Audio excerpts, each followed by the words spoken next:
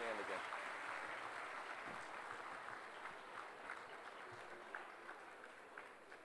Please stand for the singing of our national anthem, led by Sherry Feldman, a graduate of Delaware's Master in Music degree program.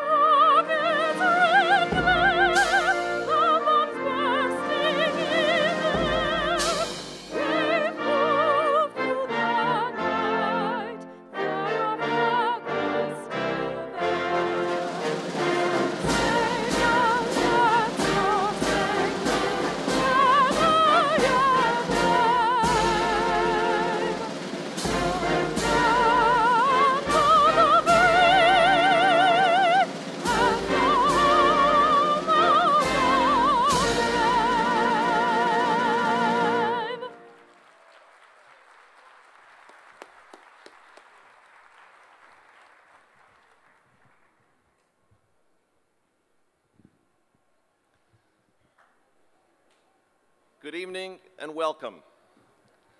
Welcome. Huinyung. Bienvenido.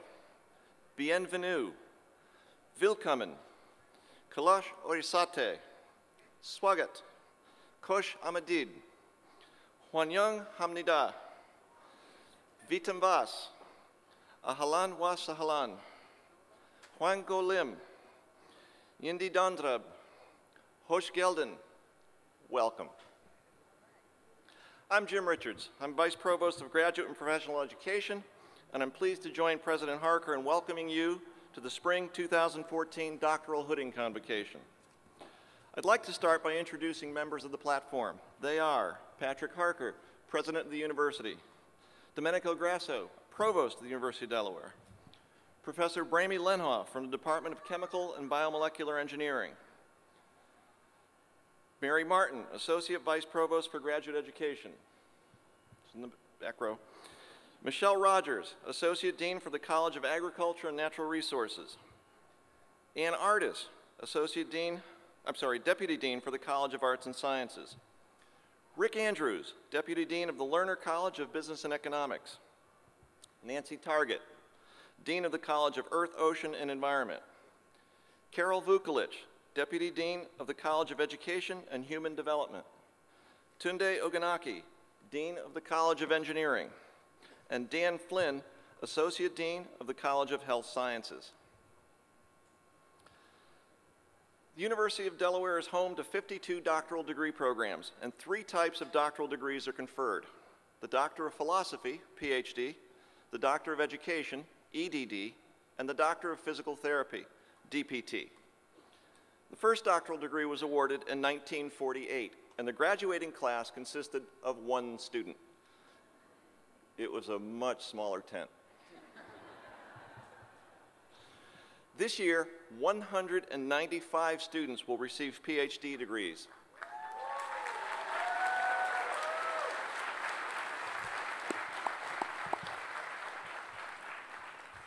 And 140 of them are here with us today. 71 of the graduates in attendance are from the United States, and 69 of the graduates are international. The youngest doctoral degree recipient in this year's class is just 25 years old.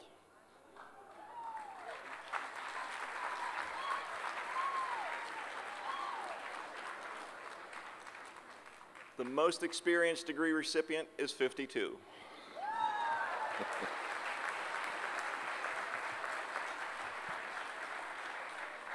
There are several graduates among those in attendance tonight that I'd like to highlight. So would the following graduates please stand? Adina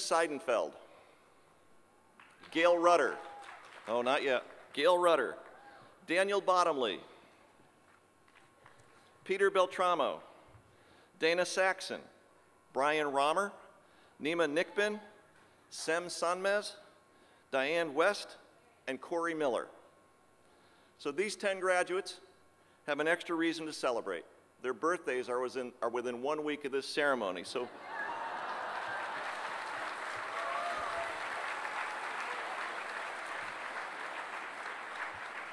please join me in wishing them a happy birthday. We also have 2 married couples receiving doctoral degrees at the same time. Jake McGill and Melissa St. Amand. Where are you?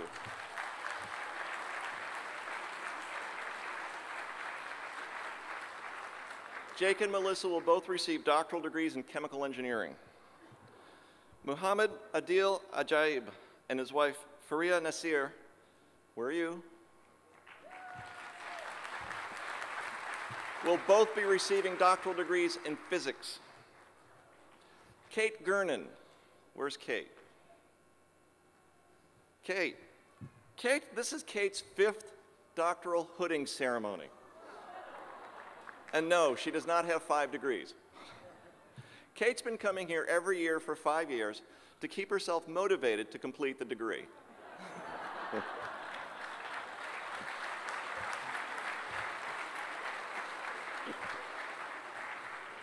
So Kate, welcome to center stage. Tonight's ceremony also marks the first time that a graduate has earned both a PhD and MD degree. Through an agreement between Drexel University College of Medicine and the University of Delaware, Stephanie Russo, where are you, Stephanie? Way in the back. Stephanie Russo earned simultaneous MD and PhD degrees. She received her MD degree from Drexel on May 16th and receives her PhD in biomechanics and movement science from the University of Delaware today. Remarkably, Stephanie completed both degrees in 6 years.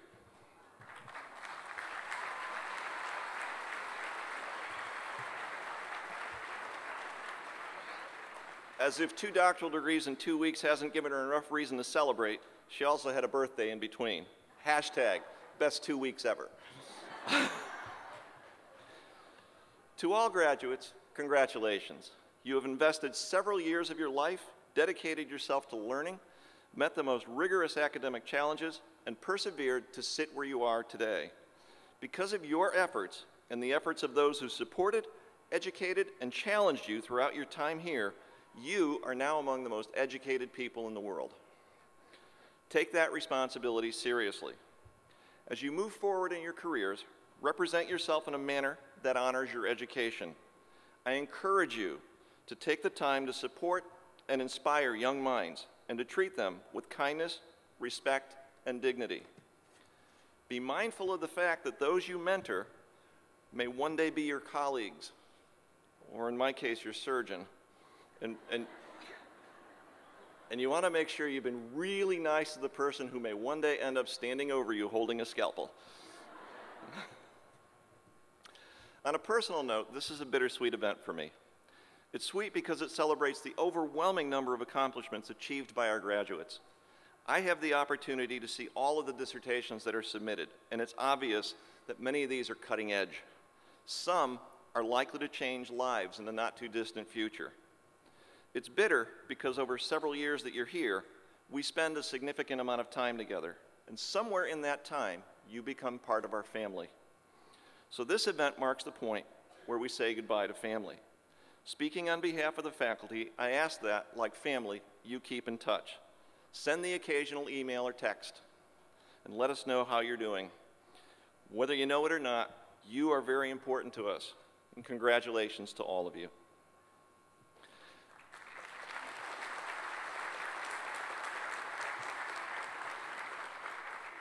It is now my privilege to invite Dr. Patrick Harker, the 26th President of the University of Delaware, to address the doctoral class of 2014.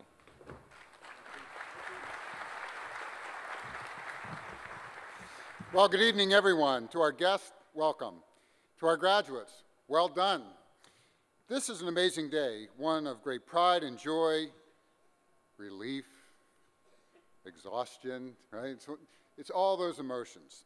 It's the culmination of many years of hard work and inspired scholarship, and we're so glad to be able to reward you today for your efforts. Now look, it's the least we could do. After all, we asked you to devote a good part of your life to something very specific, often esoteric, and then at the very end, we make you publicly defend your decision to do so. No wonder you're exhausted. I know a lot of people have been giving you advice lately, but as president of the university, it's my prerogative to add my own. I'll keep it short, just 3 suggestions as you begin this next phase of your career. Be open, be useful, be grateful. It was a little over 30 years ago I received my own doctoral hood. As a new PhD, I saw my future as that of an academic teaching, researching, writing. Leading a university, never. But throughout my career, wherever I discovered a new interest or challenge, I pursued it without apology and without reservation. And I wound up in a job that has been as rewarding as it has been unexpected. So my first piece of advice, be open to new opportunities. Now, I understand the urge to keep the course. You've dedicated so many years to one field, one problem, one line of inquiry. To stray from that path might seem, well, frankly, insane. But I promise you, it's not. Because what you've got is curiosity, and curiosity translates. It's what started you on this path. You began by asking a question. Why? Where? How? And as you got deeper into your work, you saw that others before you had asked similar questions. So you kept asking until the other scholars ran out of answers. The new answers are all yours. I know you'll apply that same curiosity to whatever you pursue. And I know that whatever you pursue will be richer for it. You've just been tested in a way that very few people are. To think you can't apply your intellect and your passion and resiliency already proved to a brand new territory is frankly selling yourself short. As you work toward this day, you hone some indispensable skills: how to approach problems from different angles, how to synthesize information, how to document and defend your findings, how to think impartially when it's tempting to take a stance. So my second piece of advice is to be useful. Apply not just the content of your work, but the skills you acquired through it to change the character of our conversations on the things that matter. Every day we're hit with more information than we can process. And then we're baited into binary arguments with no room for nuance: black, white, right, wrong. You know better. You know that every advancement brings a new challenge and every opportunity new risks. So I think what we need isn't always more facts, but rather deeper insights. You're built for this. Doctoral study is the enemy of simplistic reasoning and hollow logic. You and your colleagues can lead a revolution of thoughtful dialogue, marshal evidence in the service of considered debate, and make these sorts of scholarly tests the crucible where real change happens. And that brings me to my final piece of advice. Be grateful. Be grateful for this incredible academic tradition, this lineage you are now part of. The scholars who came before you, whose work was the foundation on which you built, and the scholars who will come after you, the ones who will rely on your vision to go even further. The most hopeful and grateful thing I can say to you is that your work is ultimately scaffolding for future scholarship and will inspire ideas and innovations we can scarcely imagine today. At our best, we are a community greedy enough to crave the spark of discovery ourselves, but selfless enough to hope that spark grows into a fire for those who come next. So I hope you'll take a moment to thank the scholars who surround you right now, the ones who fan the flames. Could we have a round of applause for the faculty, advisors, mentors, and colleagues who helped you reach this milestone?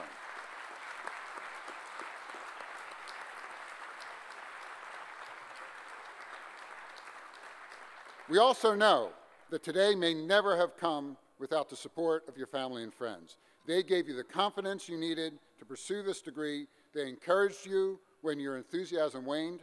They reassured you of your brilliance when you were the only one who doubted it. They deserve a round of applause.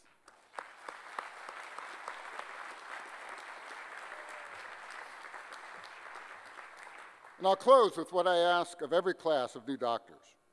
I ask for your help in testing the world around us, in finding its limitations and its possibilities. I ask you to shrink the unknown and diminish the untried. I ask you to improve our nature, our outlook, our optimism, what we prize and what we strive for.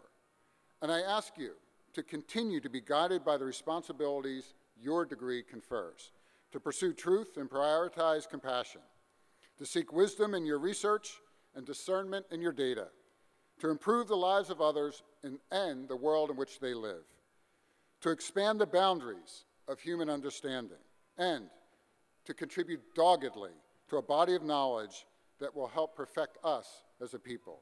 Thank you. Congratulations.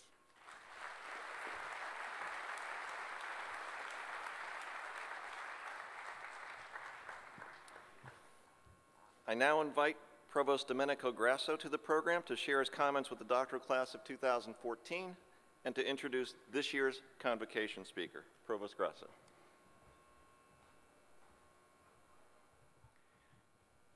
Thank you, Jim, and let me add my welcome to all of our new doctors. As you may know, the word doctor comes from the Latin, which means teacher.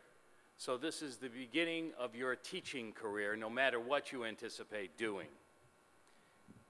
I know you've been anticipating this day for a long time. You've spent countless hours in the library or in the lab or poring over your research, checking and double-checking your dissertation for errors. I'd be willing to bet that you found one or two mistakes in your first draft. And you probably pulled out your hair and thought, oh, how stupid. But of course, you're not stupid because we don't give degrees to stupid people here. Indeed, making mistakes puts you in company of some of the world's smartest and most creative people. I recently read a story about an Irish scientist who was sifting through a huge digital archive of Albert Einstein's papers. He discovered one manuscript in which Einstein suggested that new stars and whole galaxies could be just materialized out of nothing. It's a crazy idea that we know today to be false. But at the time, Einstein thought he found something spectacular because his calculations made sense. It turned out that Einstein, yes, Einstein, had made an elementary school mistake of writing a minus sign where he should have written a plus sign. When he found his mistake, he probably pulled out his hair and said, oh, how stupid. Of course, if he'd gone to Delaware, he would never have made that mistake. But Einstein didn't dwell on his error. He set aside his blunder and moved on to the next puzzle. Every professor here today can probably tell you a similar story. Maybe now that you're colleagues instead of students, you can get them to actually tell you some of their stories. As you leave the University of Delaware for your next phase of career, I hope that you'll be bold enough to tackle the toughest problems and to think about them in unconventional ways. And when you make mistakes, the inevitable mistakes along the way, just do what I do. You can either burn that first draft or set it aside for comic relief later in your life. I don't know how many mistakes our next speaker has made in his impressive career, but I can tell you that he's gotten a lot of things right. During his 3 decades at the University of Delaware, Dr. Abraham Lenhoff has embodied excellence in research, teaching, and service. Known to his friends and colleagues as Bremy, he earned his bachelor's degree from the University of Cape Town in South Africa and then earned his master's and doctoral degrees from the University of Wisconsin in Madison. He joined the University of Delaware faculty in 1984 and was named the Alan P. Colburn Professor of Chemical and Biomolecular Engineering in 2002. His research into protein separation is a perfect combination of basic and applied science. The knowledge Bremy helped create is used by pharmaceutical and biomedical industries to develop treatments for cancer, diabetes, anemia, and a wide range of other diseases. He has more than 200 scientific publications to his name, and his peers worldwide have cited his work almost 7,000 times. Brahmi is principal investigator on a multi-million-dollar Center for Biomedical Research Excellence program funded by NIH. That project has brought together many UD researchers and is building the core facility for further research in this tremendously important field. In the classroom, Brahmi's students appreciate his wit, his dedication, and his ability to explain difficult concepts in clear and simple ways. Actually, that can't be true because nothing in chemical engineering is clear and simple. He earned an Excellence in Teaching Award in 2009, and many of his students become faculty members at top universities and engineers in the biotechnology industry. Since 2013, he has served as chair of the Department of Chemical and Biomolecular Engineering. In his role, he is leading the effort to document the first 100 years of the chemical engineering program at UD. Earlier this month, we recognized Brahmi with the Francis Allison Faculty Award. This is our highest competitive faculty honor, recognizing those who best demonstrate the combination of scholarship and teaching exemplified by Reverend Francis Allison, the founder of the school that became the University of Delaware. Now, as the newest esteemed member of the Francis Allison Society, Brahmi is no longer allowed to make mistakes. Maybe he'll tell us how he's going to do that. Please welcome Dr. Brahmi Lenhoff.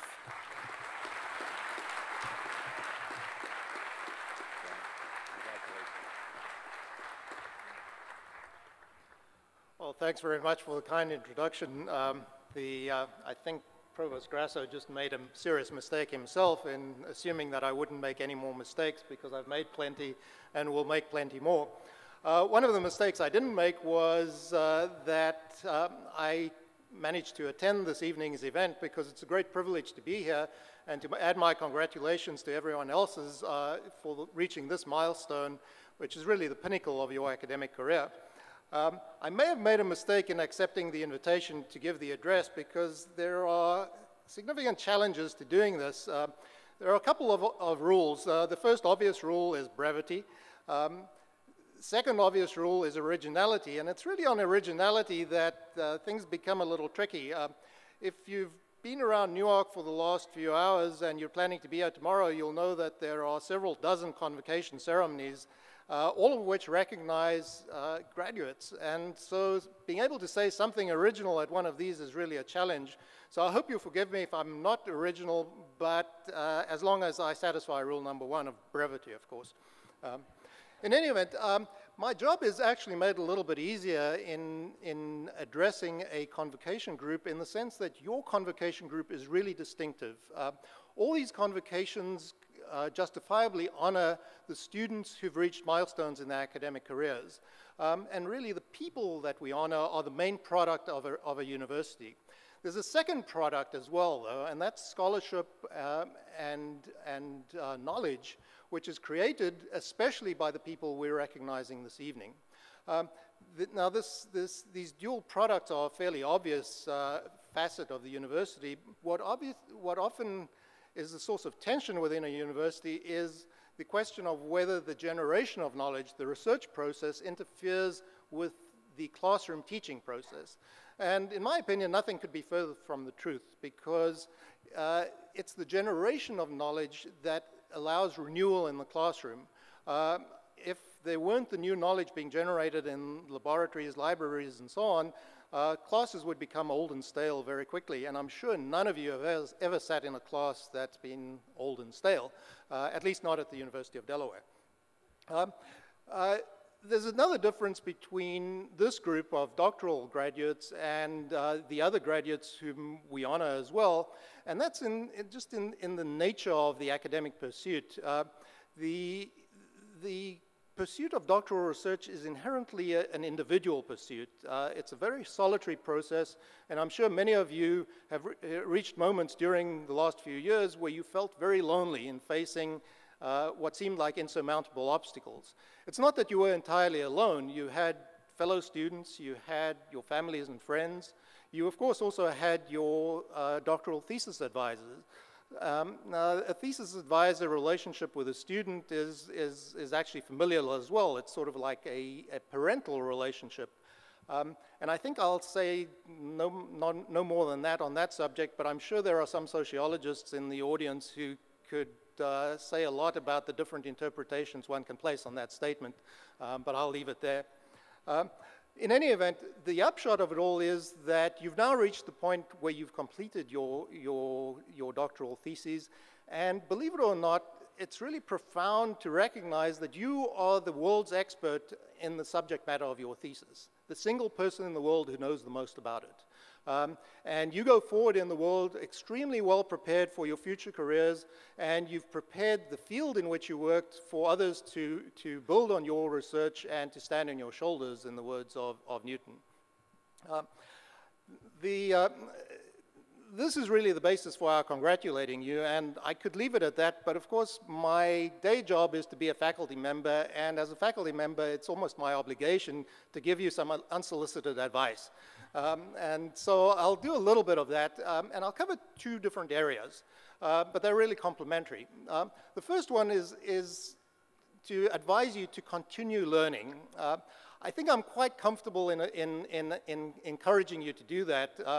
The little I know about psychology includes knowledge of the Dunning-Kruger effect, which I always find fascinating. The Dunning-Kruger effect says, if I understand it correctly, that the more incompetent people are, the less they realize quite how incompetent they are. There's a flip side to that which applies to you, which is you guys are all so smart that you all recognize how much there is for you still to learn. And so I encourage you to go out and do that learning, but there are a bunch of different areas in which you can do it. There's obviously your professional learning, and in that I'll use as a role model someone whom Dino Ganaki and I know very well from our days in graduate school. This is Emeritus Professor Bob Bird at the University of Wisconsin, who's renowned in his field of chemical engineering. He's a member of the National Academy of Science, National Academy of Engineering, recipient of the National Medal of Science, and he's still writing books at the age of 90. Well, when he's introduced to give a talk and he's introduced as an expert in whatever field they mention, he always disagrees because he says an expert is someone who's quit learning. And so I encourage you to be an expert, but not to quit learning. Continue learning in your field, but also continue learning outside your field. There's some of that you just have to do to keep up with society. So it's a little odd to recognize that when I came out of graduate school, the term website referred to something to do with spiders. And there are some terms in modern society that have come and gone since my days in graduate school. So you really need to keep up with society, but you also need to keep up in fields that aren't your professional field at all, even though your professional occupation may pull you in different directions. I'd like to mention Professor Bird in that regard as well. In addition to his professional accomplishments, he speaks about a dozen languages fluently. He's written books on Dutch and Japanese, he's written books on genealogy, and he's composed music, such as his fugue on the first 12 digits of pi. You know, once a geek, always a geek. I'd like to encourage you all to pursue the breadth of knowledge that he has, but I realize that's a bit of a tall order. But nevertheless, please broaden yourself and really contribute to society in that way by acquiring the knowledge of different areas. The flip side of the acquisition of knowledge, of course, is the dissemination of knowledge, and you already heard from Provost Grasso that the term doctor really means teacher. Many of you will go into teaching careers, and I applaud your choice for that. I must say that it's been a true privilege for me to be in a faculty position at the University of Delaware. It's given me the opportunity to interact with the finest and smartest young people you could ever hope to meet. And I'm sure many of you will see that in your own careers as well. There's a lovely quote from the 19th century speaker Henry Adams, who's one of the, well, I have to be careful on this, he's a member of the earlier and more distinguished of the famous Adams families. The quote is, "A teacher affects eternity. He can never tell where his influence stops." And I think that in itself creates your own legacy as a teacher. But even if you're not going into a teaching career, I'd really encourage you to share the benefits of your knowledge with society. We live in a pretty complex world, and we're surrounded by quite a babble of noise from a lot of different sources. Much of it includes misinformation and disinformation in parts of the media and on the internet, and sad to say, but importantly, about 100 miles that way in the nation's capital. I hope you would agree that you'd like to see opinions in society shaped by those who know the most rather than by those who yell the most loudly. And so please make your voice heard in the public square in areas in which you have the knowledge and expertise, which certainly means a lot of those different areas. So in trying to stick to rule number 1 of brevity, let me conclude. I think you're all wonderfully well prepared to go out into your chosen career paths, and we look forward to hearing wonderful things about you. We look forward to living in a society that's being impacted by your contributions. You've certainly enriched our environment on campus over the years that you've been here, and we thank you for your contribution in that. But I'll leave you with one closing message in which, again, I'll quote from a field about which I know very little. This time the field is popular culture. The line is from a song, Hotel California by the Eagles, and it goes along the lines of, you can check out, but you can never leave. All of you are checking out this weekend, but I hope there's at least a small part of you that never leaves. Please be sure that there's a piece of the University of Delaware in all that you carry with you, and there's a piece of you that stays behind with us, because we welcome your contributions and we've welcomed your presence and your scholarship on this campus over the last few years. Good luck and congratulations again.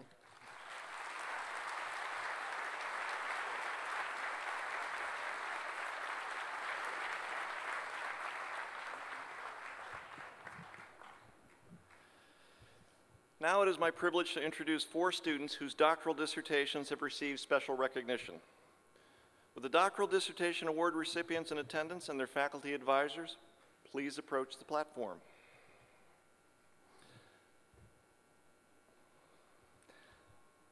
Come on. The Office of Graduate and Professional Education invites each doctoral program to nominate 1 student who is completing their degree during the current academic year for consideration as a Doctoral Dissertation Award recipient. A panel of faculty reviewers selects recipients, and 4 dissertations are selected. The first award is the Alan P. Colburn Award. The Alan P. Colburn Dissertation Prize in Engineering and Mathematical Sciences honors the man who served as the chair of Chemical Engineering Department and was acting president of the university from 1950 to 1955. This year's award goes to Qing Zhang from the Department of Mechanical Engineering, and she is accompanied by her advisor, Professor Bingxing Wei.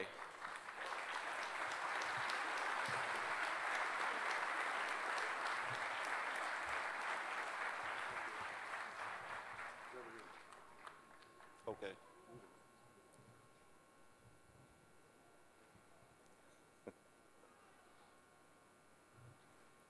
So I will begin. Ms. Zhang joined Professor Wei's group in the fall of 2009 at the age of 20. Her work has broken new ground in the emerging area of electrochemical energy storage and conversion.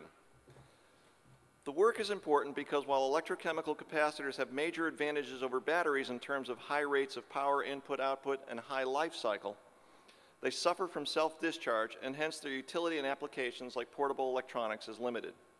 Her work has led to published articles in 8 archival journals, including top nano journals, top energy journals, a prestigious chemistry journal, and a new multidisciplinary journal. Please join me in congratulating Dr. Qing Zhang, this year's Alan P. Colburn Dissertation Prize recipient. Congratulations.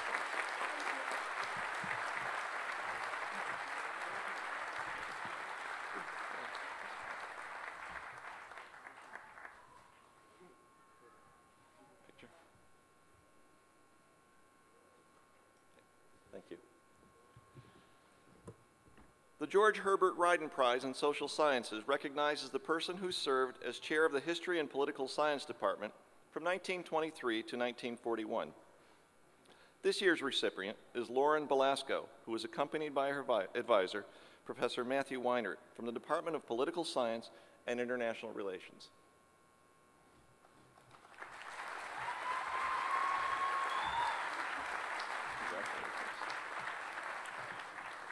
Lauren studied the extent to which transitional justice mechanisms interrelate with and advance human security. Transitional justice mechanisms are designed to stabilize societies in the aftermath of conflict and violence through truth and reconciliation procedures, criminal prosecutions, amnesties, and the creation of new inclusive governance systems. Lauren's study confirmed that societies that fail to address human insecurities within 5 years after the end of conflict tend to more frequently lapse back into violence and conflict. According to her dissertation committee, the practical impact of her work is exponential. A member of her committee stated that Lauren's case studies are better than most of the pieces published in Human Rights Review last year. Please congratulate Lauren Belasco, this year's George Herbert Ryden Prize recipient.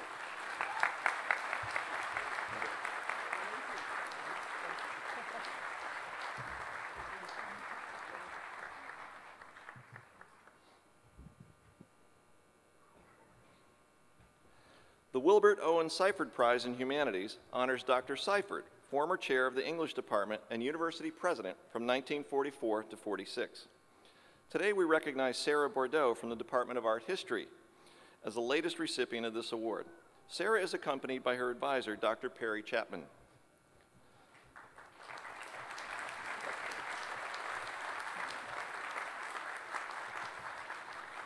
Sarah's dissertation sheds new light on the understanding of the 17th century Dutch art, culture, and religion, and presents a well-framed approach to the relationship between art and religion as depicted in the paintings of Emmanuel de Witt. This was accomplished by focusing on the 40 sermon paintings by Emmanuel de Witt that were found in the Calvinistic churches in the 17th century. Sarah's dissertation has led to presentations at the Mid-Atlantic Symposium and at the Renaissance Science of American and Historians of Netherlandish Art Conferences. Sarah has a clearly defined path for her dissertation for publication as a book. Please congratulate Sarah Bordeaux, the 2014 Wilbert Owen Seifert Prize recipient.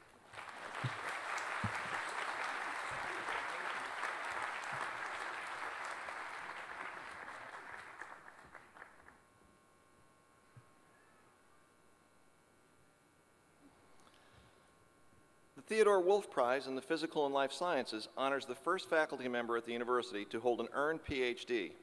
This year's recipient is Scott Crown from the Department of Chemical and Biomolecular Engineering. Scott was advised by Professor Maciek Antonowicz, who will accept the award on Scott's behalf. Scott's multidisciplinary research included biology, chemistry, biochemistry, engineering that led him to address specific biological questions related to medicine and new state-of-the-art cell culture techniques. Scott was one of 7 graduate students to participate in the National Institutes of Health sponsored training program at the University of Delaware. To complete his project on measuring fluxes in liver and fat cells, Scott had to quickly learn a multitude of techniques that would lead to improved methods for producing novel treatments for metabolic diseases such as obesity, diabetes, and cancer. Scott pioneered the development of new techniques that have already led him to be identified as one of the world's experts in the field of flux analysis and metabolism. Scott has received numerous awards for his academic achievements. His publications are highly cited. 32 in his first paper, 22 for his second paper, 20 in his third paper, 7 for his fourth paper, and more papers to come. He is currently employed at Gevo, a leading biofuels company in Denver, Colorado. Please join me in congratulating this year's Theodore Wolff Prize recipient, Scott Crown. Professor.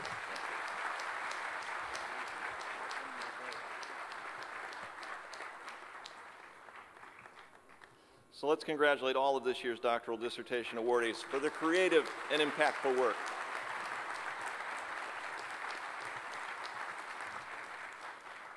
I now invite Professor James Hebert to the platform.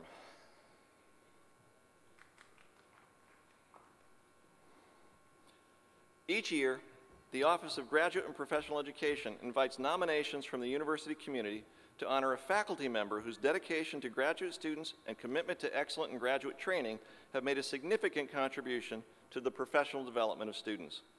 In recognition of this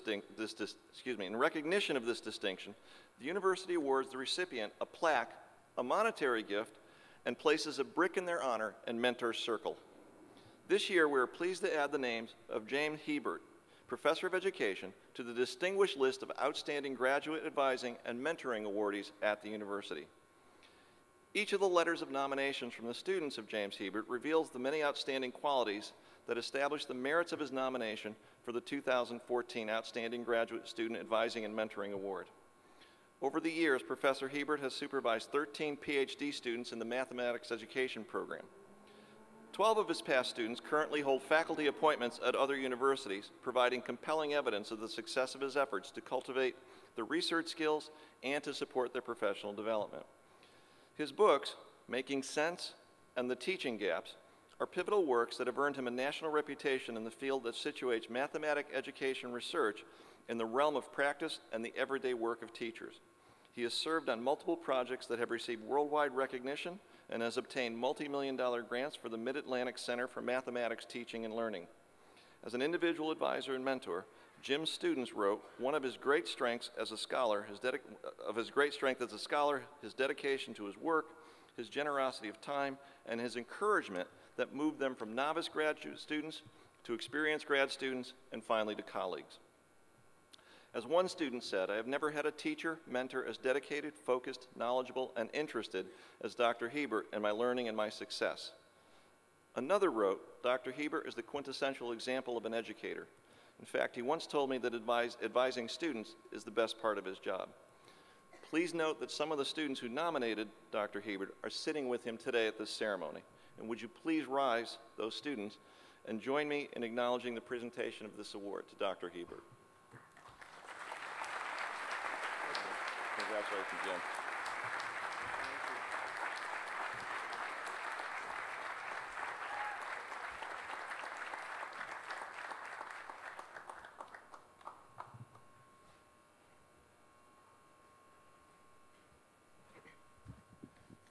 On behalf of the Office of Graduate and Professional Education, I'm honored to welcome the degree candidates and their families to this event. The Doctoral Hooding Convocation is a tradition at the University of Delaware. For the degree candidates, it is likely to be a one-time event in your lifetime. We believe that the experience of this event that recognizes your accomplishment will linger in your memory and the memory of your family as you step off into your future endeavors, leading the way to prominence. The colorful and distinctive garb conspicuous at commencement ceremonies had its origin in the high Middle Ages, 12th and 13th centuries, when the university itself came into being. The ordinary dress of the scholar, whether student or teacher, was the dress of a cleric as the early universities grew up in the shadow of the church. It should not be surprising, therefore, that the cap, gown, and hood grew out of the clerical dress of that time period. The early university scholars were usually very poor. Students could only afford the cheapest material for clothing. Black stuff is often the description. The long gowns may have been necessary for warmth in unheated buildings. It has been said that people would throw coins in the hoods of scholars. As colonists crossed the Atlantic and American universities were founded, the styles of the academic gowns proliferated. Representative trustees convened in 1895 to establish formal standards. The code was very detailed with respect to the types of sleeves, whether the gown is to be worn open or closed, the recommendation that the gown be black, and what the appropriate trimming should be. However, in later times and as recently as 1986, the American Council on Education appointed a committee on academic costumes and ceremonies and published a formal document known as the Academic Costume Code for caps, gowns, and hoods. This is the code we follow today. Most universities no longer use black robes, but use their university color for the robe, as we do, and include 3 black stripes on the sleeve to indicate a doctoral degree. The most colorful and distinctive element of the academic garb is the hood. The traditional rule is that a candidate for the degree should not wear the hood of the degree until it is actually conferred. However, when there is a designated hooding ceremony, such as this one, individuals may wear their hoods thereafter in the procession at a separate commencement. Your participation in this hooding ceremony is to affirm your right to wear the hood at commencement, we hope, tomorrow morning. The doctoral hood is to be 4 feet long and has panels at the side. The Intercollegiate Code provides that a hood should be lined with the official colors of the institution, conferring the degree, and the lining is worn exposed. UD hoods are royal blue velvet on the outside, and the inside material is blue and gold. The hood is also trimmed with a color indicating the discipline of learning to which the degree pertains. Each subject or discipline has a distinct color. If a person holds more than one academic degree, he or she may wear only one hood at a time, and it should match the gown. For doctoral candidates, the tassel on the cap should be worn to the left rather than the right, since the candidate already has earned a previous degree. Your tassel today and tomorrow at commencement should be worn on the left. In preparation for their commencement and for what you've all been waiting for, let us begin the hooding ceremony and distribution of the diplomas.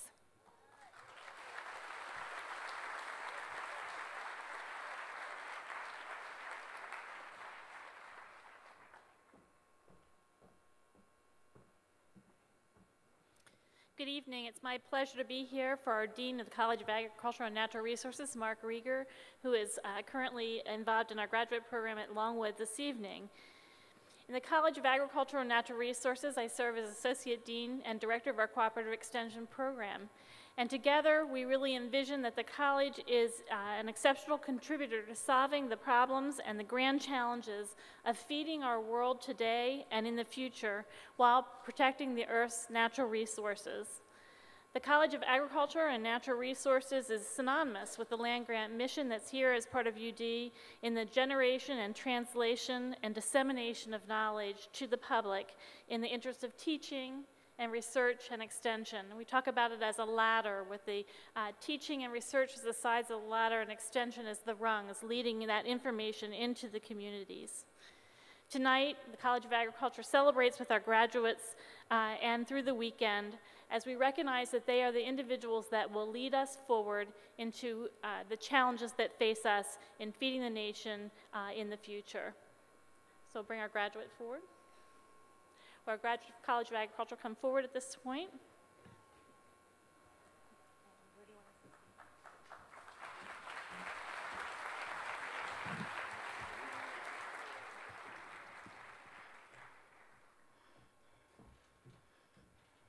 Chu Wing, completing a PhD degree in animal and food sciences, accompanied by her advisor, Calvin Keeler.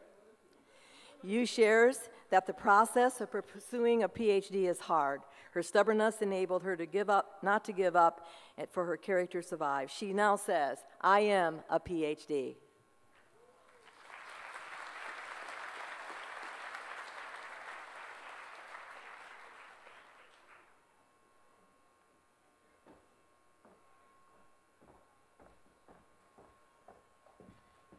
Good evening. Good evening. On behalf of Dean George Watson, who's in Wilmington tonight for a dinner in honor of the university's honorary degree recipients, it's my great pleasure to welcome and recognize students receiving PhDs from the College of Arts and Sciences. A comprehensive university like the University of Delaware is in the business of creating and disseminating new knowledge across a wide array of disciplines.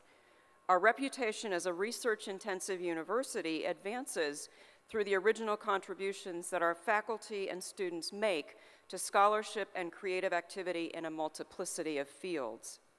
The College of Arts and Sciences offers 17 of the university's 50-something PhD programs in 3 of our 4 disciplinary portfolios: the humanities, the social sciences, and the natural sciences. And the dissertation research of our PhD candidates is a signature element of our academic enterprise. Indeed, our reputation as a College of Arts and Sciences at a Research One university depends to a certain degree on the significance and eventual impact of the research that our advanced graduate candidates have pursued and may continue to pursue over the course of their careers in a very diverse set of fields of study. Some of you may regard this weekend as the last time that you celebrate a graduation ceremony. Those of you who are pursuing careers as teachers as well as researchers, however, will soon find that one of the chief pleasures of an academic life is that you continue to be involved in graduations from the perspective of proud mentors, teachers, and administrators. And so, on behalf of Dean Watson, and with sincere pleasure and pride, I congratulate you on your achievement, and I welcome you to the growing body of College of Arts and Sciences graduate alumni. Would those students receiving PhDs from the College of Arts and Sciences please come forward?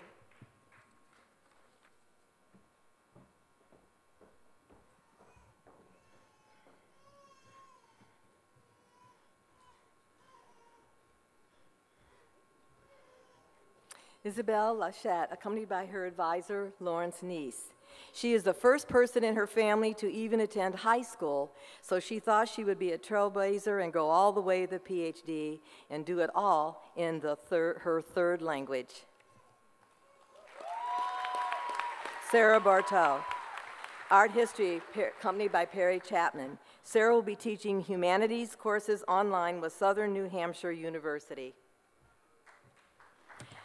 Sarah Beetham, accompanied by her advisor, Wendy Bellion. Sandy's dissertation examined the development of the Citizen Soldier Monument that appeared after the Civil War in honor of the war veteran.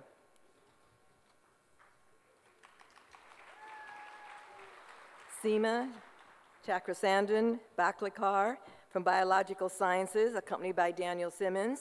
She is selected a postdoctorate fellow at Thomas Jefferson University. All the days, long hours, skipped lunches, and late night studies now seem worth it, as she has earned both an MBA today and a PhD in cancer biology. Vignesh Viswanathan, Biological Sciences, accompanied by Randall Duncan. Vignesh exclaims that life is like a box of chocolates, and she thinks that this PhD she ate half of them.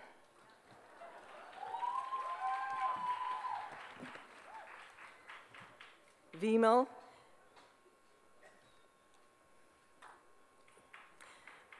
Pradeep Srivisan, okay, go forward please, accompanied by her advisor, Catherine Kern-Safran.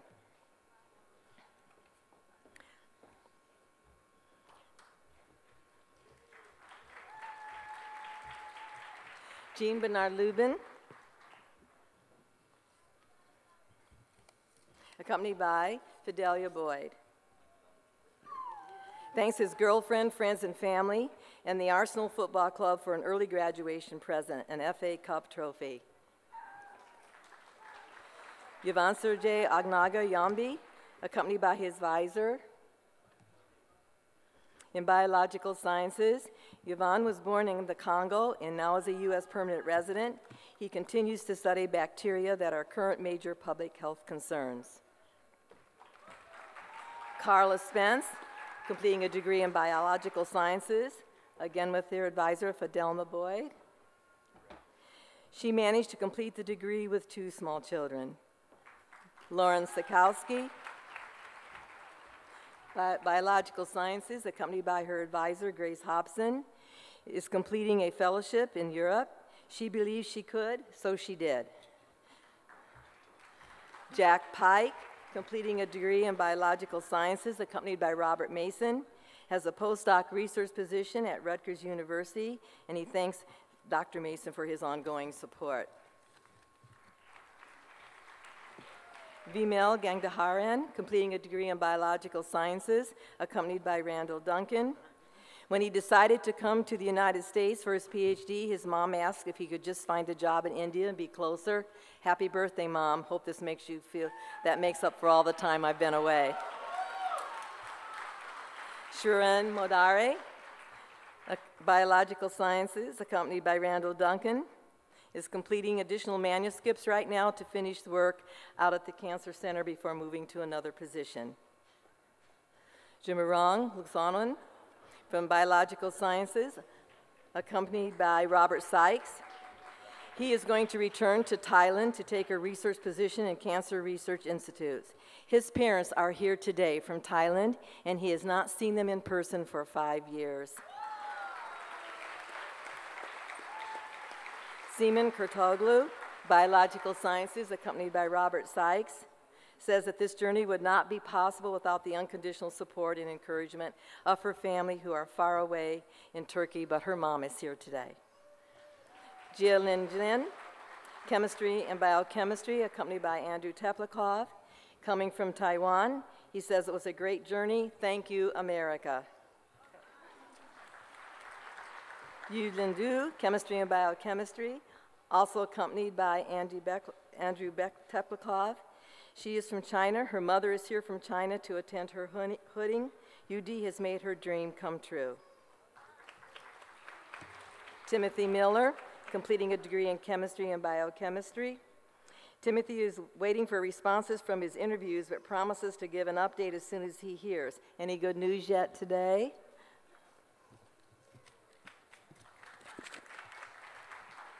Xiyan Zhen, Chemistry and Biochemistry, also accompanied by Andrew Teplikov. She's accepted a postdoctoral research associate at Brandeis University. She quotes Einstein and says, "Life is like riding a bicycle. To keep your balance, you must keep moving." Aparna Sarpra, Chemistry and Biochemistry, accompanied by Colin Thorpe.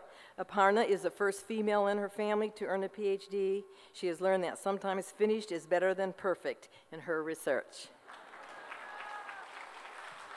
Benjamin Israel, Chemistry and Biochemistry, accompanied by Colin Thorpe. He is a senior biochemist at Siemens Healthcare Diagnostics, working on tissue implant interfaces. Ramajayan Salarov is in Chemistry and Biochemistry, accompanied by Joseph Fox. Thanks his advisor for his patience and constant encouragement throughout the time he's been here at UD completing the degree. Eric Levinson, Chemistry and Biochemistry, accompanied by Kirsty Kick. He is a postdoc fellow at NIH. While he was at UD, he successfully designed and employed a novel tool that demonstrated principles of immune activation not previously observed before.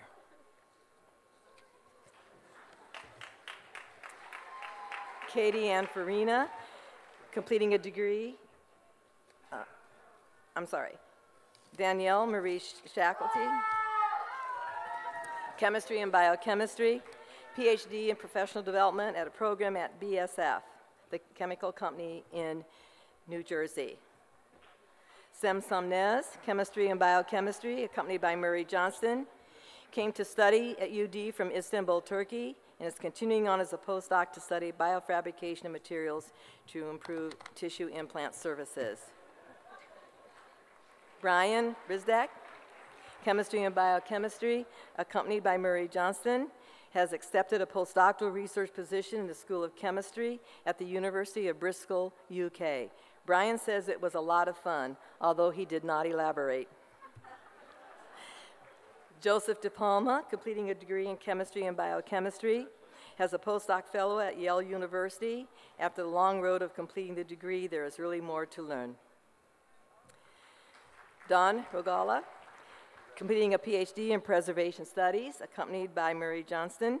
Dawn completed the Preservation Studies program, which is an interdisciplinary degree combining the arts and the physical sciences. She is intern at the Smithsonian Institute. Sherry Lynn Skaggs, completing a degree in criminology, accompanied by her advisor, Ivan Sun. She is assistant professor of criminology at the University of Central Arkansas, and she has found her place under the guidance of Dr. Sun.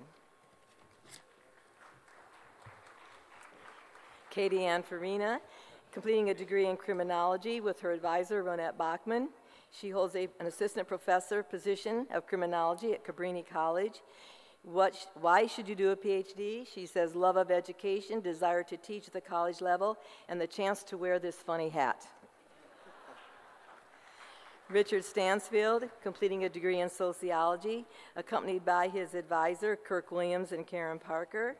He's assistant professor of criminal justice at Rutgers Camden. He says he will gladly repay all the free meals that he's taken from colleagues, friends, and families over the past few years. Jingzhen Han, Disaster Science and Management, accompanied by his advisor, Joanne Nig. He's going to be an assistant professor in the Institute of Disaster Management and Reconstruction at Tsingwan University in Hong Kong. And though his family cannot be here today, he will soon be back to take care of them. James Brian Gitches, a degree in Disaster Science and Management, accompanied by his advisor, Sue McNeil. He's with the Eastern U.S. Army Health Facility in Fall Church, Virginia. He will be the program manager of hospitals for the Army. Lauren Clay, Disaster Science and Management, accompanied by her advisor, James Kendra. Lauren expresses excitement to start the next chapter of her life.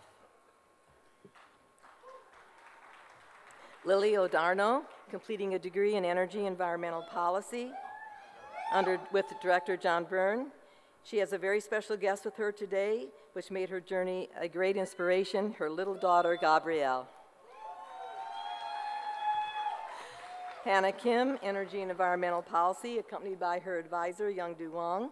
She's beginning a postdoctoral research position at Seoul National University in South Korea.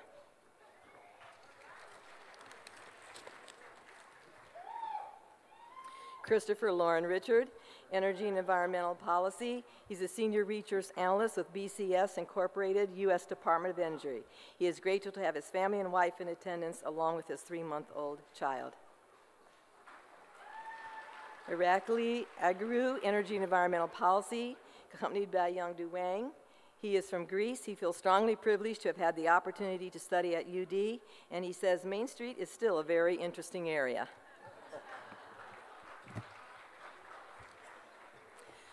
Laura Rollo, completing a degree in history, accompanied by her advisor, Arwen Moen.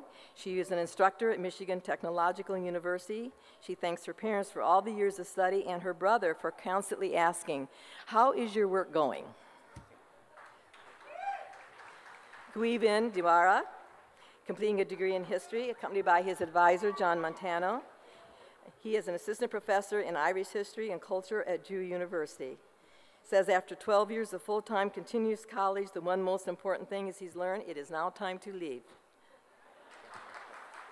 Josh Edward Probert, completing a degree in history under his advisor, Catherine Greer, has accepted a position as a historical consultant in Salt Lake City, Utah.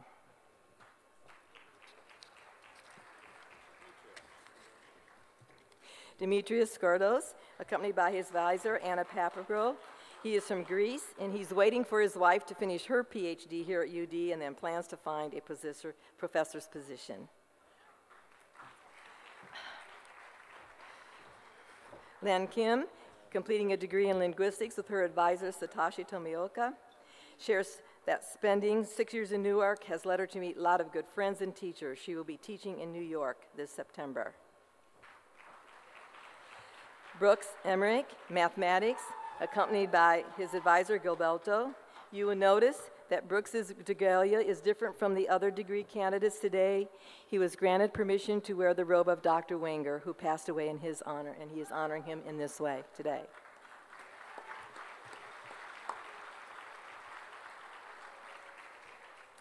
Shi Jin, mathematics, accompanied by his advisor, Yoke Liuing.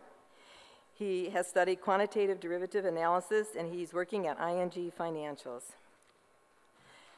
Daria Vural, completing a degree in physics, accompanied by Jamie Holder. Daria came to UD from Turkey and will continue her studies in physics as a postdoc researcher, but just not sure where yet. Dana Saxon, completing a PhD in physics with her advisor, Jamie Holder. Dana has managed to care for her 2-year-old son with another child on the way. Completing this degree has really taught her the challenges of being perseverant.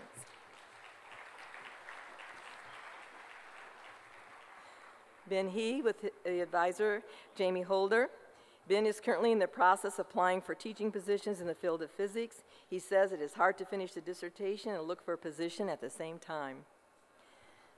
Lulu Zhang, completing a degree in physics, accompanied by her advisor, Robert Berkmeyer, gives thanks to all for the opportunity to do research in the Institute of Energy Conversion here at UD.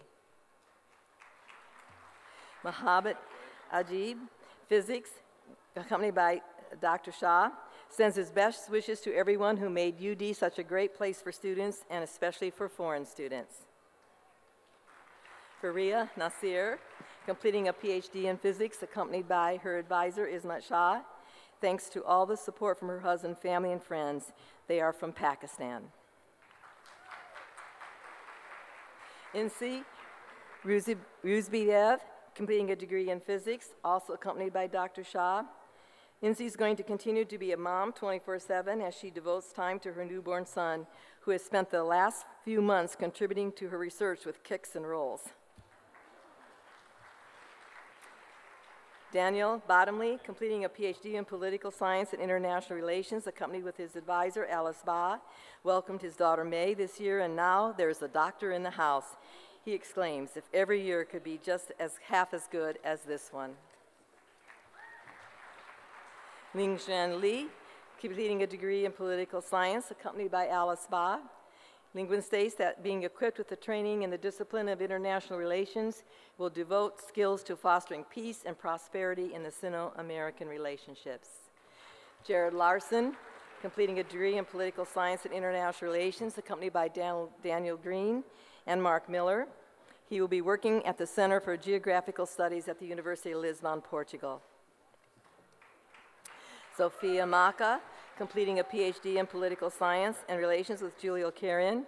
Sophia says she is patiently looking for a job, but she sends a special thanks to restaurants on Main Street for their happy hour beverages. Lauren Velasco, completing a degree in political science with her advisor, Matthew Warrant. She's a assistant professor in political science at Pittsburgh State University, Kansas.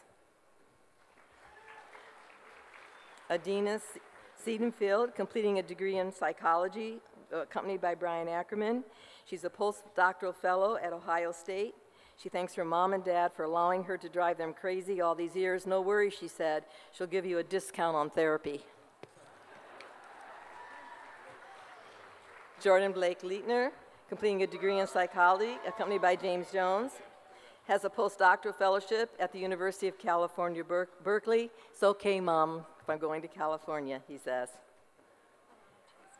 Alana Chesney, completing a degree in psychology, accompanied by her professor, Jean-Philippe Lorenzo. We congratulate Elena as she begins a postdoc fellowship in primary care at the Philadelphia's Veteran Affairs Medical Center. Sarah Jablonski, completing a degree in psychology, accompanied by Mark Stanton, has a postdoc in the Division of Neurology at Cincinnati's Children's Hospital Medical Center. Stacy Johnson, in psychology, accompanied by Roger Kobach, has a postdoctoral fellow at Johns Hopkins Bloomberg School of Public Health in the Mental Health Department. Edward Smith, completing a PhD in Urban Affairs and Public Policy, has accepted a position with Wright Johnson as a consultant specializing in EBS-5 investments. Brian Michael Raymer, Urban Degrees in Public Policy, accompanied by Maria Aristigueta, is a health services manager and faculty research director in the Department of Family and Community Medicine at the Christiana Healthcare System. One child was born 6 days before his defense, and he's still looking for a nap. Thomas Martin, completing a PhD degree in Urban Affairs and Public Policy. He's the Director of Healthcare Information and Management Systems Society and is very supportive for all the support from family, colleagues, and dissertation committee. Rochelle Brittingham, completing a degree in Urban Affairs and Public Policy, accompanied by Tricia Wachendorf, studied experiences of people with disabilities that they've experienced and how they were handled in disaster sheltering.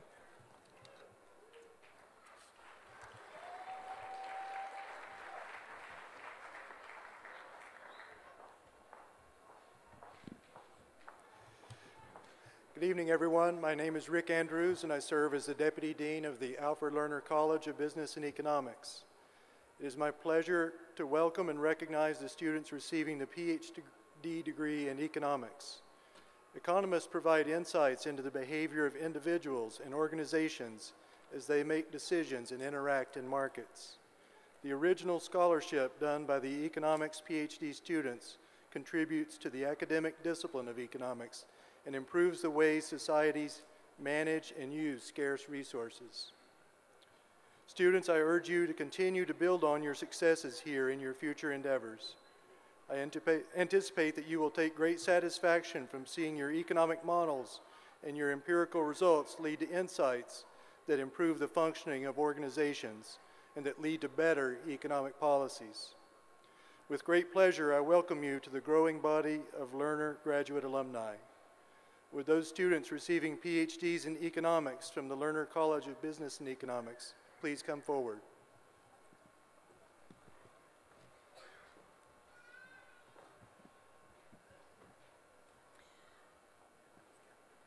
Jung Gao. Oh, yeah. Jacob Fuchs, completing his degree with his advisor, Ket Messer. He's has the opportunity to continue at UD as a postdoc research associate.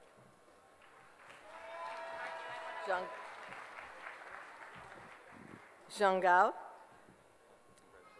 with his advisors William Latham and Dr. Bauer. Zhang is a credit portfolio analyst, VP Risk Management in Citigroup, New York. Wei Wing Wang, economics, with his advisor Xin Wan Wang. Thanks his parents, professional and gentle behavior throughout this time with his advisor, and he also met his wife.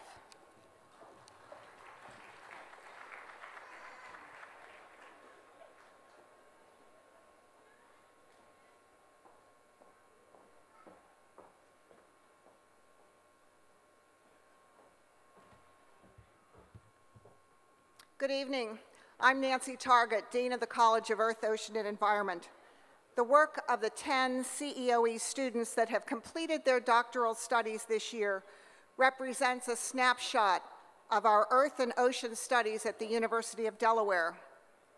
Their dissertations have focused in areas that are at the heart of society's grand environmental challenges: climate change, clean water, clean energy, and ecosystem health. In every case, they have sought to enhance our foundational knowledge so we better understand the world that we live in, and often in the process, they've been able to apply their knowledge to the benefit of all of us. Knowing about the efforts of our CEOE students and hearing about the efforts of others, all of you here tonight, fuels my optimism for the future. And so, in my college, to the geologists among you, I say that at UD you have drilled into the depths of your field, and now you're ready to rock on. To the marine science and policy degree candidates, I'd like to point out that the world really is your oyster, and now it's time to go catch that wave. And to the geographers, I say to you, you've charted a path forward, and now you have the latitude to go out and make a difference. I offer my warmest congratulations to you, and indeed to all of the degree candidates here today. Well done. And President Harker, 2 of our 10 degree candidates are able to be with us tonight, and I present them now to you for hooding.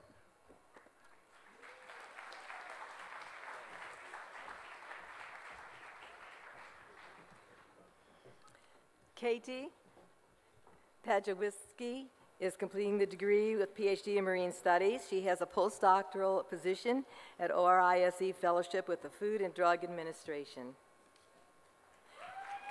Feifi Li, completing a PhD in Oceanography, accompanied by Mark Moline, has a postdoc research fellow at the Center for Ocean, Land, Atmosphere Studies at George Mason University.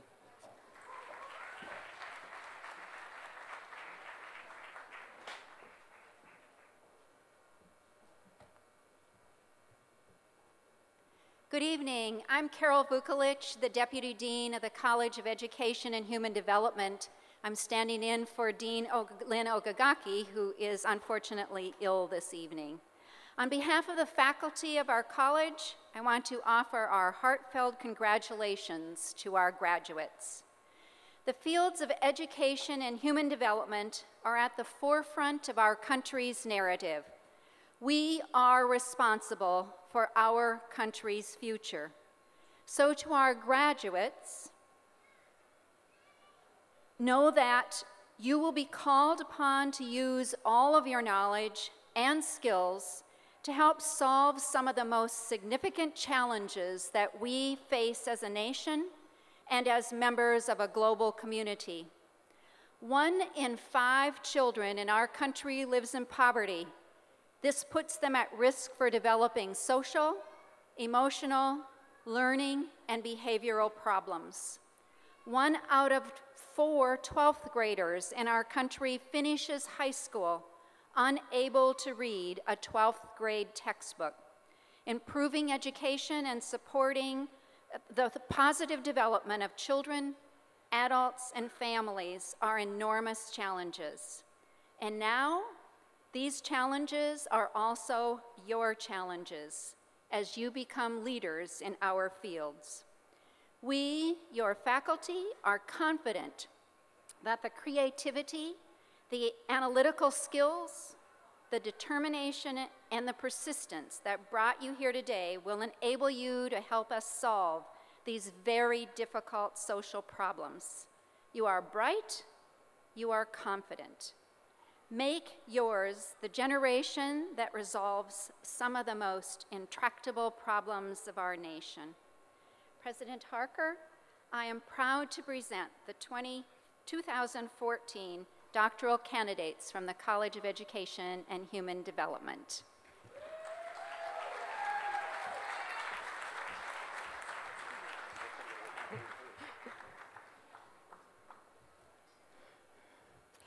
Janet Josephson, completing a PhD in education, accompanied by Kristen Ritchie.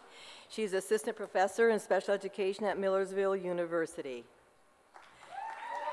Heather Galvan, accompanied by her advisor, Amanda Jensen.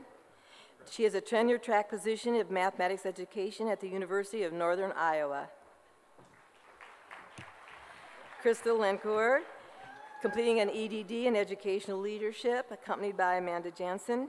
She is the supervisor of curriculum and instruction for K-12 mathematics in the Colonial School District here in Delaware.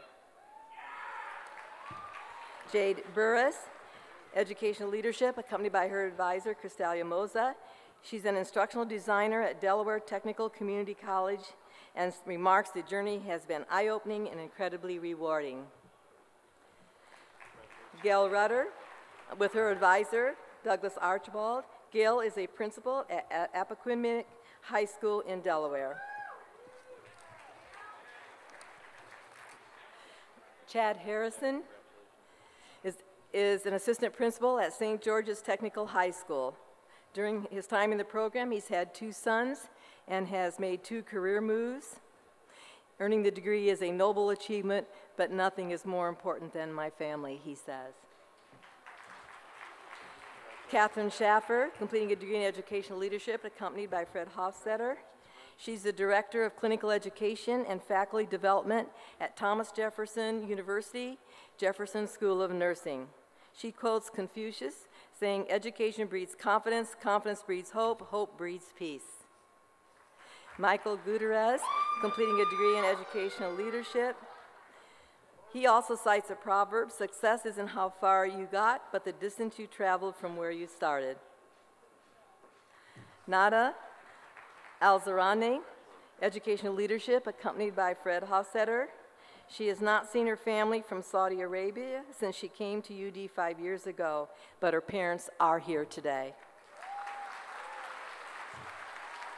Michael Diesner, completing a degree in educational leadership. His work is focused on developing learning outcomes for resident hall assistant training. Jennifer Klima, educational leadership, accompanied by Rachel Klein. Jennifer's an enrichment teacher in the Christina School District here in Newark.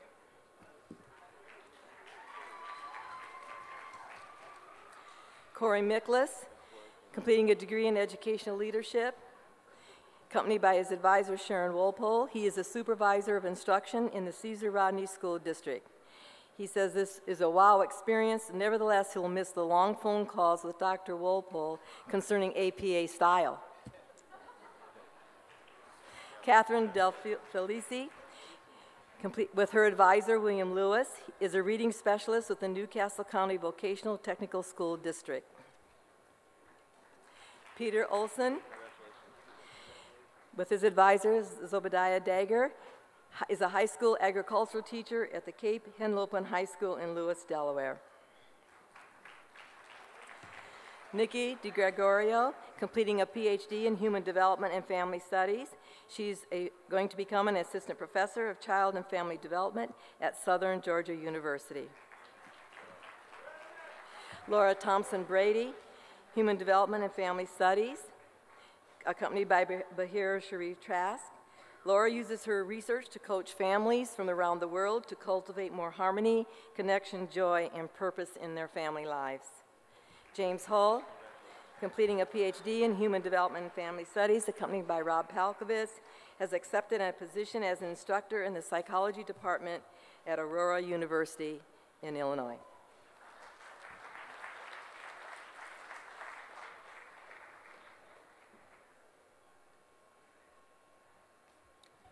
Good evening.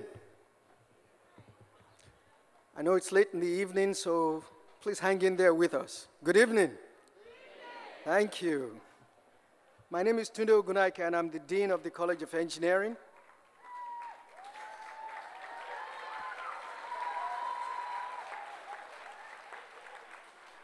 On behalf of the entire college, I'm pleased to congratulate the candidates for the doctoral degrees in engineering. The College of Engineering at UD has been granting degrees since the late 1800s and has a long and distinguished history. In fact, one of the first PhD programs at UD was started in my home department, Chemical Engineering, which is celebrating the centennial this year. Today, ours is one of the premier colleges of engineering in the nation. So what makes our college stand out? It's the UD culture of excellence, our faculty, our staff, our students, and our alumni. The reputation of our programs is built on the success of our alumni, a group that includes presidents of universities, members of the National Academy of Sciences and Engineering, and inventors of the revolutionary technologies such as the touchpad on the iPhone and on the iPad that I'm holding in my hands right now. This, ladies and gentlemen, is the illustrious group that you will be joining this weekend. You were asked to share a memorable moment from your time here as a student. For me, the most rewarding part of my graduate education was the relationships that I built with faculty mentors and fellow students, one of whom is sitting on the audience right here. I know that you have built those relationships here at the University of Delaware, and I hope you will continue to nurture them well into the future. I'm now pleased to present the students from the College of Engineering to the President for hooding in recognition of the completion of their degrees. Will the doctoral degree candidates for the College of Engineering please come forward at this time?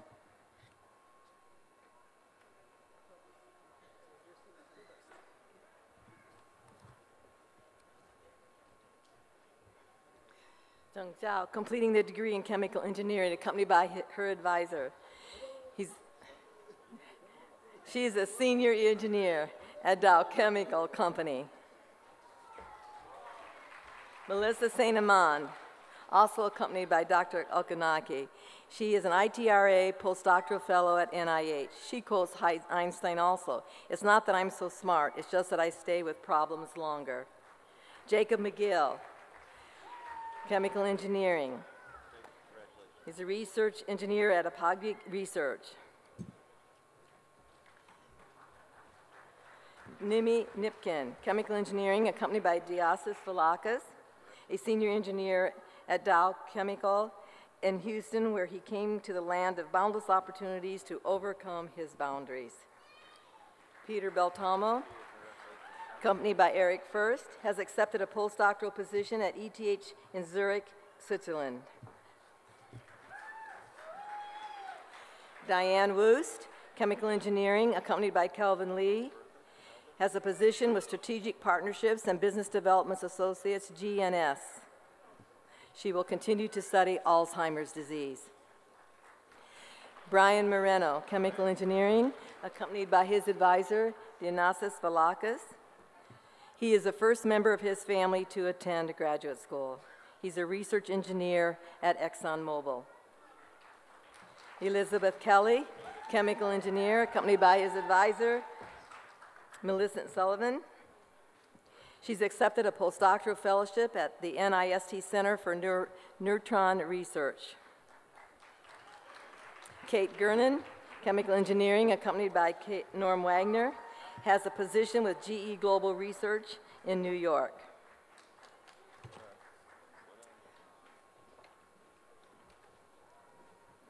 Sarah Mastriani, chemical engineering, accompanied by Norm Wagner, is a senior engineer in the electronic materials division at Dow Chemical. She said it's been a crazy journey, but she's achieved her main goal and wearing this silly hat and totally liking it.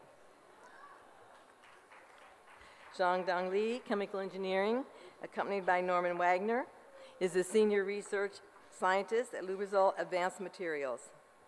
She appreciates the fact that chemical engineering program has been ranked in the top 10 in the United States.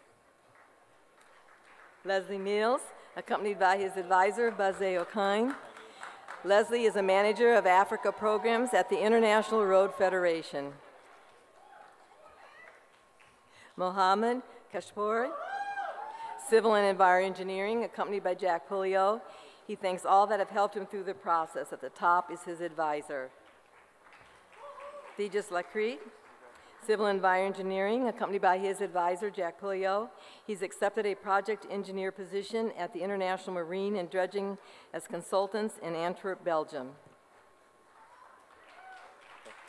Mosey London, civil and environmental engineering.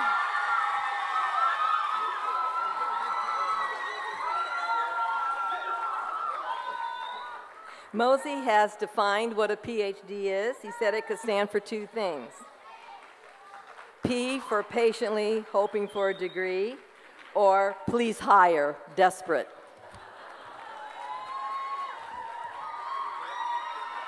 Praveen Ravichandran, computer science, accompanied by Benjamin Cataretti, has a postdoctoral research scientist at Columbia University in New York. Zhen Yu, computer science, accompanied by Daniel Chester. He's a research associate at Adobe Systems and remarks that the past 4 years was a great experience for his whole life. Samir Kulkarni,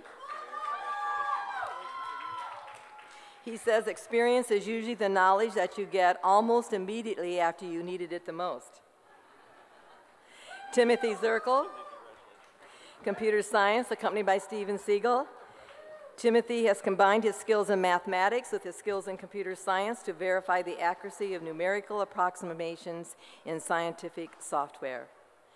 David Grunn, electrical and computer engineering, accompanied by Dennis Prather. David thanks his wife and his family for their support and gives honor and glory to his Savior. Jean Bai, electrical and computer engineering, accompanied by his advisor, Dennis Prather. He completed his undergraduate studies in China in electrical engineering and will be continuing as a postdoc in the United States. Julian Marcario, electrical and computer engineering under Dennis Prather. Thanks Dr. Prather and UD for this opportunity. Anna Ramirez, electrical and computer engineering, accompanied by Gonzalo Arce, has accepted an associate professor position in the electrical department of the Industrial University of Santander in Colombia. Gonzalo Garture, in electrical and computer engineering under Gonzalo Arce, is a senior signal processing quality engineer at the MathWorks. Wei Jing, electrical and computer engineering, accompanied by Hui Feng, says experience taught him how to learn from failures, and that lesson will help him to succeed in the IT industry. Napur Bhargava, electrical and computer engineering, accompanied by James Kalazi, is a postdoctoral researcher in electrical engineering. Hale Feng, electrical and computer engineering, accompanied by Leonard Semini, says that an investment in knowledge always pays the best interest. Zheng Qi, completing a degree in electrical and computer engineering with Leonard Semini as her advisor. She says Aristotle said the roots of education are bitter, but the fruit is sweet. Xian Ma, electrical and computer engineering, is proud to be a member of the Blue Hen family. Fabian Cardozo, Electrical and Computer Engineering, accompanied by Ryan Sikurakowski, as a postdoctoral research associate at Los Alamos National Laboratory. Corey Miller, completing electrical engineering under Ryan Sikurakowski, as an electrical engineer with the U.S. Army Research Laboratory, Guidance Technicals Branch. Bethany Alick, Electrical and Computer Engineering, has a position at the Army Research Laboratory.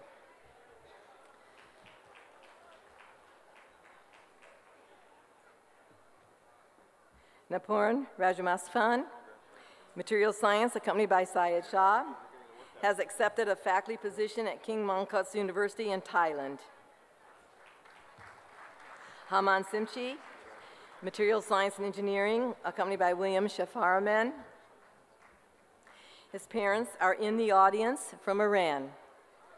Thanks to Institute of Energy Conversion for his research time here.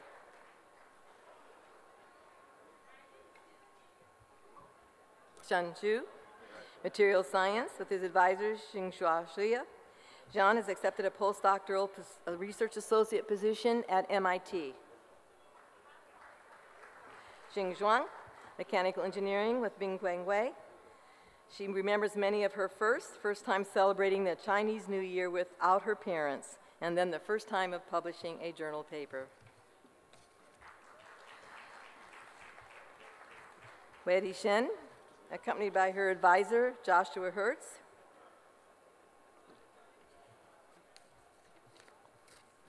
Okay, what's happened here?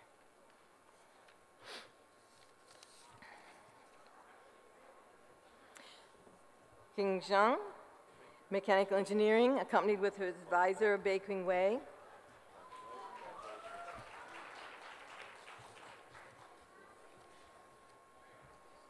Okay, guys got me mixed up a bit here. Harmadeep Kari, with his advisor, David Burris, has a postdoc at the University of Pennsylvania.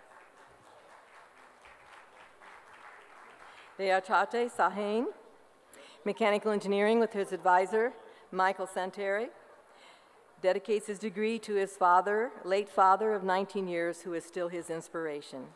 Says, "This one is for you, Dad."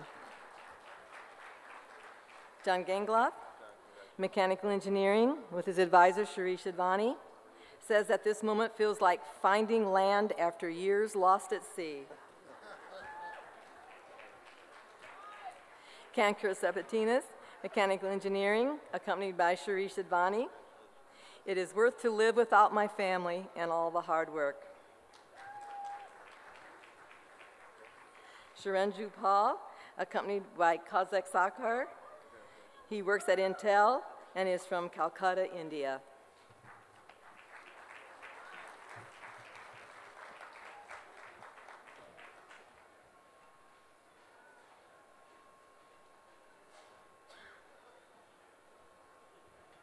Good evening.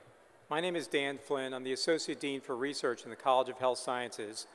And on behalf of Kathy Matt, it's my privilege to recognize our graduating class of doctoral students from the College of Health Sciences. Biomedical research is changing. With the Affordable Care Act and an aging population and soaring healthcare costs, there's an increasing emphasis on conducting research in health and wellness, all in an effort to increase the quality of life of patients and simultaneously reduce the cost of care. This requires disciplines in prevention science, helping patient populations to recognize the basis of risk and to avoid risk, using health monitoring approaches, developing new diagnostic assays that enable the detection of disease at its earliest stages, and helping patients to take ownership of their health. And rehabilitation sciences focus on helping patients who've been injured or ill recover, regain independence, and maintain a normal lifestyle. This is the space that the College of Health Sciences conducts its research mission. Of note, our programs in mobility and orthopedics research represents a unique interdisciplinary collaboration between the College of Engineering and the College of Health Sciences, conducting cutting-edge research at the interface of technology and patient care. And within this program, One of the crown jewels is the Biomes, or Biomedical and Mobility Sciences Training Program, where our graduate students work side by side with faculty, designing experiments and developing new strategies to treat patients tomorrow. These students have achieved a high degree of scholarship. They've presented their work at national meetings, international conferences, published their work in peer-reviewed journals, and they're well prepared to carry on the excellence of research, a tradition they learned here at the University of Delaware. President Harker, it's my privilege to present the graduating class of doctoral students from the College of Health Sciences.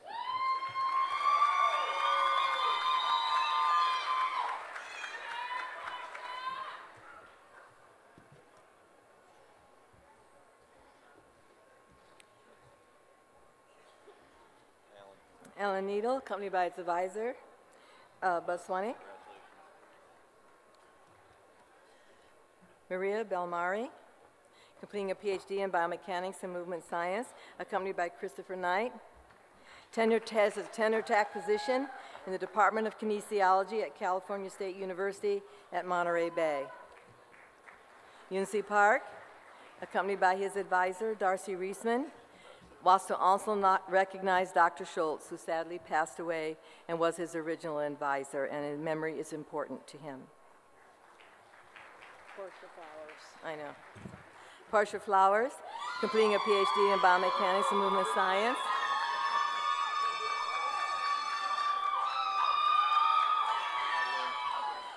Has a postdoc fellow at the University of Missouri. Stephanie Russo, biomechanics and movement science, accompanied by James Richards. Stephanie is now a resident of orthopedic surgery at the University of Pittsburgh Hammond Medical Center. She has completed both the PhD and the MD concurrently, and this has changed the course of her career for the better. John William Ramsey, biomechanics and movement science, accompanied by Thomas Buchanan and Jill Higginson.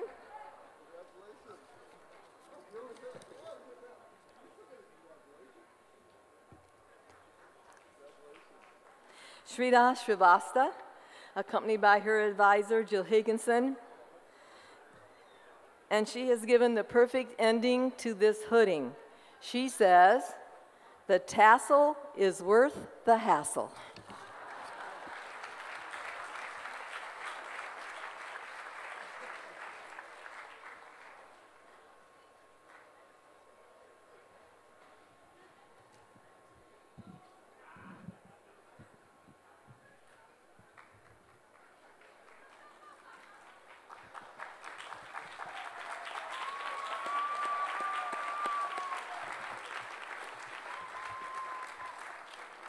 That concludes the awarding of degrees. Can we have a round of applause for all of our graduates, please?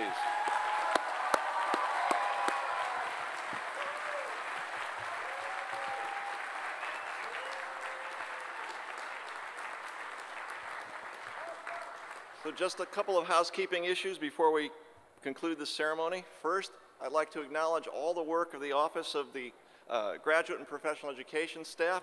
That includes Mary Martin, Cookie, Mary Z, Louise, Sandy, Billy, Keeley, and our students, Ryan and Duo. And they've put on this entire event, so thank you guys. A reminder to graduates that if you're attending tomorrow's commencement ceremony, that you should arrive around 6 a.m., no later than 7 a.m., and that's rain or shine. We also have, at the end of this, ice cream refreshments in the back. The ice cream is from the UD Creamery. We picked out some strange flavors, so please explore those. And following the singing of the alma mater, which will be led again by Sherry Feldman, I ask the guests to remain seated while the platform group and graduates proceed to the back of the tent. Graduates, Sherry will lead the alma mater, but you have one last assignment. This is not a solo. The words are on your program. Please join in. Gentlemen, remove your hats.